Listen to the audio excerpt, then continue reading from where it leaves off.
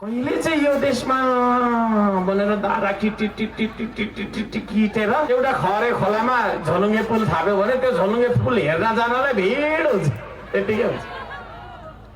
त्यो झलुङ्गे पुलमा गएर फोटो खिच्छ क्या, होइन? काँस फुलिरहेको हुन्छ, होइन? सेतै काँस घारीमा गएर चाहिँ टिकटक बनाएर नाचिरहेको हुन्छ।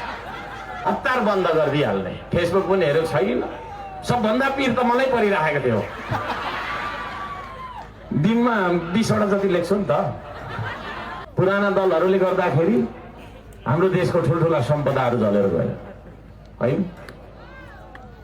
हामीले कमसे कम पनि फेसबुक हेरेर यसो आफ्नो मनको कुरा त राख्न पाउँदै थियो। साथीले के भन्यो भने टिकटकमा यसो हेर्न त पाउँदै थियो नि त, युवाले पाउँदै थिएन।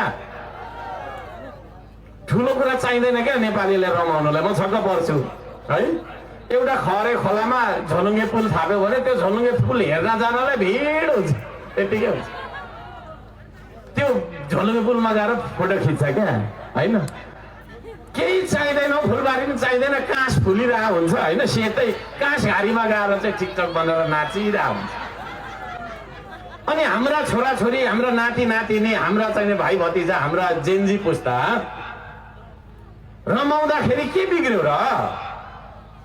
हतार बन्द गरिदिइहाल्ने। फेसबुक पनि हेरेको छैन। सबभन्दा पिर त मलाई परिराखेको थियो। दिनमा 20 वटा जति लेख्छु नि त। त्यो फेरि 20 वटामा के हुन्छ? चेतनै चेतना हुन्छ, विकासका कुरा हुन्छ। त्यो तपाईँको चाहिँ के हो त भन्दाखेरि फेसबुक टिकटक सबै बन्द गरिदियो।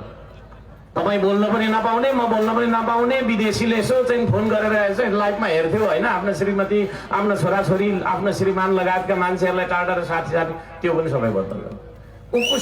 उकुस मुकुस भएर बाँच्नु पर्ने यो देशमा होइन। अनि अर्को उतापट्टि चाहिँ षड्यन्त्र गरेर बसिराखेकोहरू रहेछ है। फेरि कहिले चाहिँ यो देशमा भनेर दारा किटेर, है? दारा किटेर बसिराखेकोहरूले चाहिँ ठ्याक्कै तपाईँको चाहिँ मौका पायो। ल यतिखेर गर्ने हो भने गडाङ्गडा गुडुङ भयो, देशमा के भयो, है?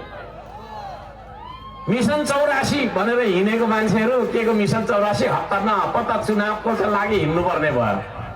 त्यो हिँड्ने बेलामा कति एजेन्डै छैन, है? चुनावलाई जिताउनु न नि जे तपाईँको गर्छौँ एजेन्डा भन्नु।